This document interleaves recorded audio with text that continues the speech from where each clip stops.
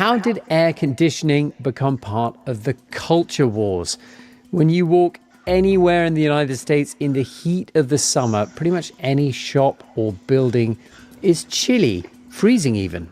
In the United States, air conditioning has become expected, not just in shops or workplaces, but also in homes. Nearly 90% of US homes have AC.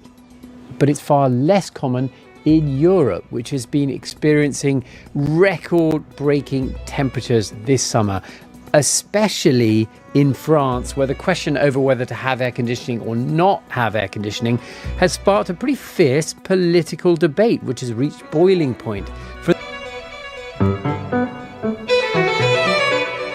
So, podcast, we're going to be speaking to one of the hosts of the BBC's Climate Question podcast, but there's been so much media coverage of late, not just about the heat wave in the US, but about air conditioning and the lack thereof in Europe. And there are a lot of strong feelings. There are strong feelings on all sides, probably, right? I want to give you just a taste of the headlines in some of the main publications here. Okay. There was an editorial in the Washington Post that claimed that European hostility towards air conditioning is suicidal. A Wall Street Journal editorial called Alternative Cooling Solutions Green Virtue Signaling. New York Magazine called the debate in Europe bewildering. There's been a lot of focus on the picture in France. And Yes. Tristan, you live in Paris, so paint this I picture do. for us then. What is it like to live in Paris during a heat wave? Well, it can be a nightmare. It doesn't cool down really very much at night because there's a lot of stone, a lot of heavy stone buildings, and they just radiate heat at night. And people get used to this feeling. You sleep with your windows open because you most likely don't have air conditioning. And the feeling of being in Paris in the summer is the feeling of listening and hearing all of your neighbors and all the things that they're doing as you try to go to sleep. So sometimes they're cooking, sometimes they're arguing, sometimes they're snoring. A lot of the time they're having sex. Find it charming. Yeah, well, yes and no. Sometimes it's charming for a very short period of time and then it gets a bit much. I would say that the conversation that happens inside my family is something like a microcosm of the conversation about air conditioning, maybe all the way across Europe. So why has the debate, do you think, been so loud this year?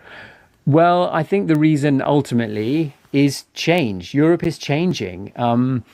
Climate change is a real thing. As a continent, temperatures are creeping up faster than any other continent on Earth.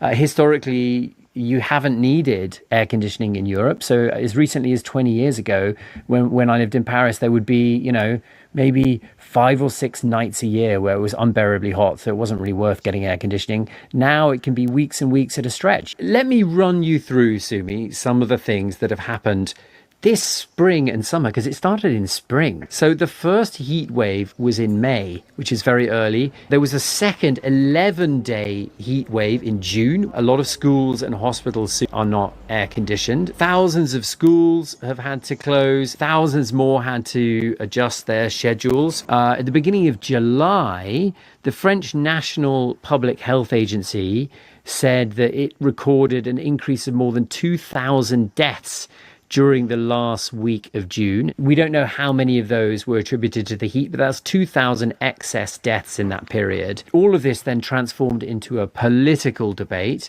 The fascinating to us over here in Europe, that people in the United States are so interested in this question. Why do you think it is? I'm in two minds and two hearts about this because I spent a decade and a half living in Berlin, which is pretty similar to what you described to Paris. There is no AC to be found anywhere.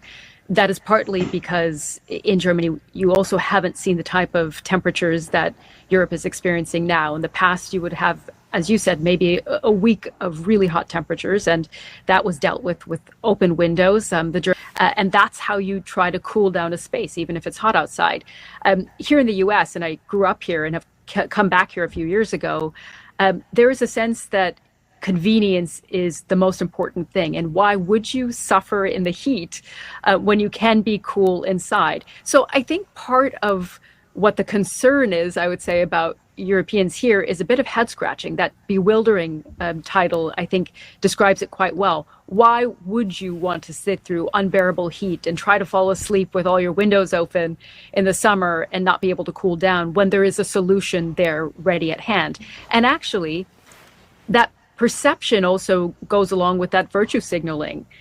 There are Americans, and I've talked to many of them, who say, well, the Europeans just think they're better than us, that they don't need air conditioning, and that they can be more green than we can here in the US. So I think it's kind of those two things together.